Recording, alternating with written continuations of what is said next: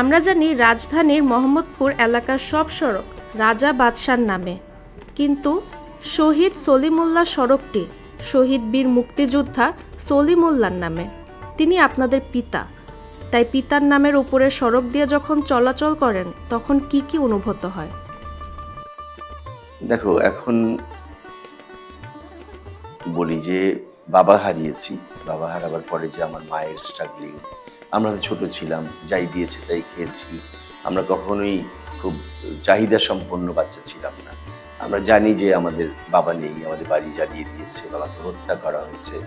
তো সেই জন্য যখন আমরা অনেক স্ট্রাগল করে বড় হলাম, আর বড় হওয়ার পরে যখন উপলব্ধি করলাম যে রাস্তাটা একসময় কাজী আজম রোড ছিল, এখন এটা শহীদ সলিমুল্লাহ রোড বাবার নামে। তো যখন যাই খুব ভালো লাগে, কিন্তু আবার একটা জায়গাতে খুব মন খারাপ হয়।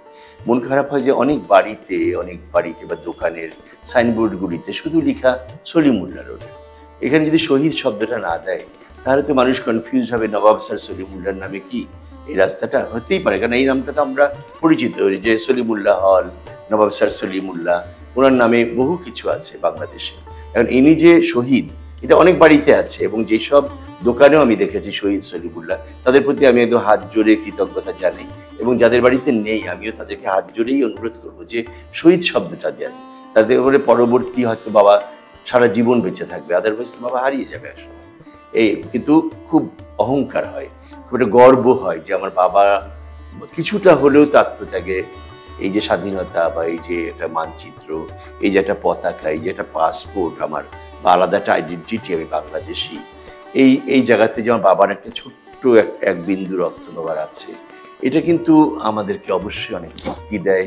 মনে হয় যে বাবাকে অনেক কৃতজ্ঞতা জানাই যে তুমি এটা করে গেছো বলেই আজকে আমাদের দেশটা স্বাধীন হয়েছে, এরকম মনে হয়। এতক্ষণ আমরা কথা বললাম নৃত্যশিল্পী শিবলী মোহাম্মদের সাথে।